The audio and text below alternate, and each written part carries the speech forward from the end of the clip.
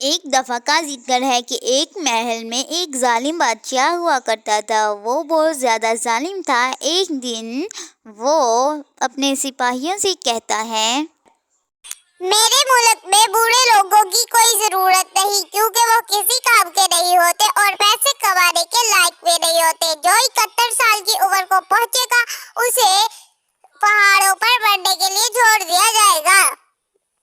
گاؤں کے لوگ سوچتے ہیں کہ ہمارا جاگیردار کتنا غیر معقول اور کتنا بے وقوف ہے۔ اسی گاؤں میں ایک کسان اپنے ایک بوڑھے باپ کے ساتھ ہنسی خوشی رہتا تھا۔ کچھ سالوں بعد وہ کسان کا باپ 71 سال کی خوفناک عمر کو پہنچتا ہے۔ بیٹا مجھے چھوڑا پہاڑوں پر بڑھنے کے لیے، اس سے پہلے نوجوان جاگیردار نہ آ جائے۔ ابا جان مجھے اس کے لیے معاف کر دینا، کیونکہ میں آپ کو پہاڑوں پر بڑھنے کے لیے چھوڑنے جا رہا ہوں۔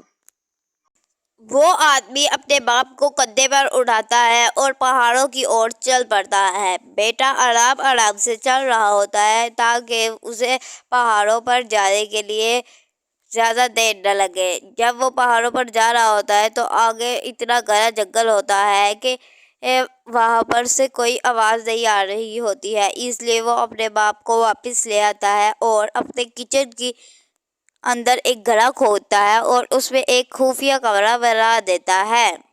گاؤں کے لوگوں کو ذرا بھی پتہ نہیں لگتا۔ ایسے ہی کچھ سال گزر جاتے ہیں۔ میرا حکم یہ ہے کہ تم لوگ ایسی رسیاں لاؤ جو جلنے کے بعد اپنی شکل برقرار رکھے۔ اگر تم لوگ یہ نہ کر پائے تو تم لوگوں کو گاؤں چھوڑنا ہوگا، اگر کر پائے تو میں تم لوگوں کو انعام دوں گا۔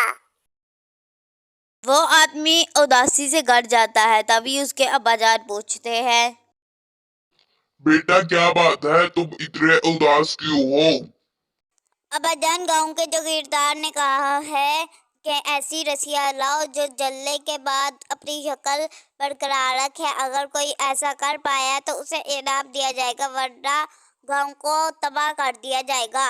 بس اتنی سی بات، رسیوں کو نمک والے پانی میں بھگو کر رکھ دو، پھر وہ جلنے کے بعد اپنی شکل کو برقرار رکھے گی۔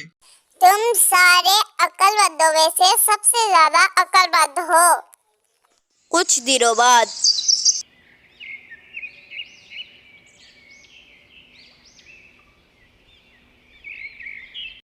ایک ایسا ڈرم لاؤ جس کو بجائے بغیر وہ بجے۔ اگر تم ایسا نہ کر پائے تو میں تمہارے گاؤں کو تباہ کر دوں گا۔ وہ گھر جاتا ہے۔ تبھی اس کے ابا جان پھر سے پوچھتے ہیں، بیٹا کیا بات ہے، تم اتنے اداس کیوں ہو؟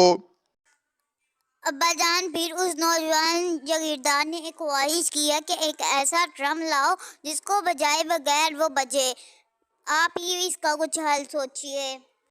بس اتنی سی بات، ایک ڈرم لو، وہ کاغذ کا ہونا چاہیے، اور ایک چینٹی کے پیچھے نرم سا دھاگا باندھو اور اس ڈرم کے اندر ایک چینی کا ٹکڑا رکھو، اس طرح وہ ڈرم بجے گا۔ تم تمام عقل مندوں میں سے زیادہ عقل مند ہو، مجھے تم پر شک ہو رہا ہے۔ بتاؤ کہ تمہیں یہ سب طریقے کون بتاتا ہے، کیونکہ تم لوگ اتنے عقل مند تو ہے نہیں ہو۔